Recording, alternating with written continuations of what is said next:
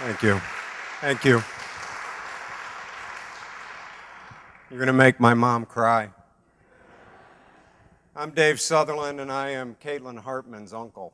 And today at 2 o'clock, my niece will graduate from Ottawa Hills High School, which is one of the proudest moments for me, because I know Caitlin. In 1988, my wife and I had been married for 3 years, and we got stationed in Germany. And after being stationed in Germany for a while, we spent some time traveling throughout the Black Forest. And when we got done with our travels, we found a grandfather clock that is one of the most precious pieces of furniture we have. It reminds us of our time before we had children, when we'd just go off in free spirit. We move that clock with us every time we've moved, and we've moved 23 times in our military career of 25 years. But during that one move, we moved to Fort Stewart, Georgia, Savannah, just outside Savannah, and Hinesville. And my sister and her family came to visit.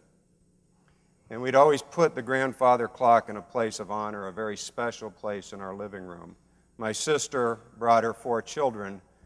We only had one son at that time. He was less than a year old, so I was convinced her children should have been on Ritalin.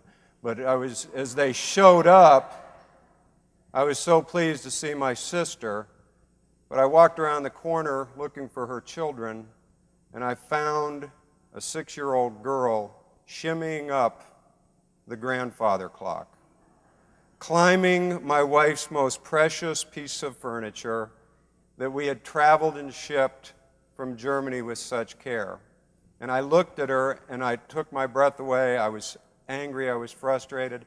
And she looked back at me with this smile that's now known in our family as the Caitlin smile, and I knew everything was going to be all right because of the intangible and the tangibles that Caitlin brings to our life.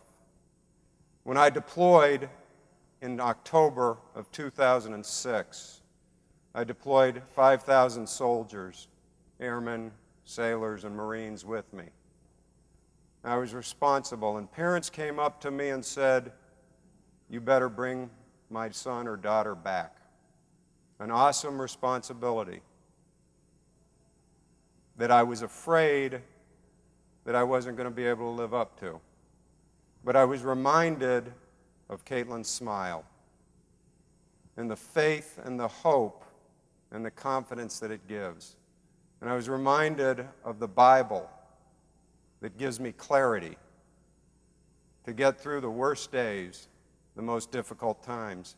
At one point, I had 12,000 soldiers working for me. I had 21,000 Iraqi policemen working for me and 10,000 Iraqi army soldiers working for me. During that time, I had clarity. I had faith that things would get better. And that faith came from my soldiers' achievements, my soldiers' accomplishments on the battlefield in some of the worst places imaginable, doing the worst things imaginable. But they always showed values that were instilled in them, values that my parents instilled in me: loyalty, discipline, respect, honor, integrity, and personal courage. And that proved to me that things would get better. I would meet with the governor of the province identified by CNN as the most dangerous province in Iraq. They further went on to describe Bakuba, my provincial capital, as the most dangerous city in the world. And I would sit with the governor, and he would explain verses out of the Quran. And I would pull out my daily word, which I carried in my cargo pocket every single day, along with the pictures of my wife, my sons, my nieces and nephews. And we would share verses. And I could always tell him on the darkest days that I had support. I had support from God. I had support from the Bible. I had support from Caitlin's smile. And I had support from a congregation in Toledo, Ohio, that would send us letters, prayers, thoughts, and messages that would get out to my soldiers that were forever appreciated. The tangibles and intangibles that came with that, the things that we could feel and the things we couldn't feel, enabled my soldiers to do the things that they did. We took a province that was the most dangerous in the world, with over 2,000 violent acts a month, 60 in a day, and when I left, we were averaging less than 6. A population of 1.6 million people, 6 violent acts in a day. The people turning against Al-Qaeda.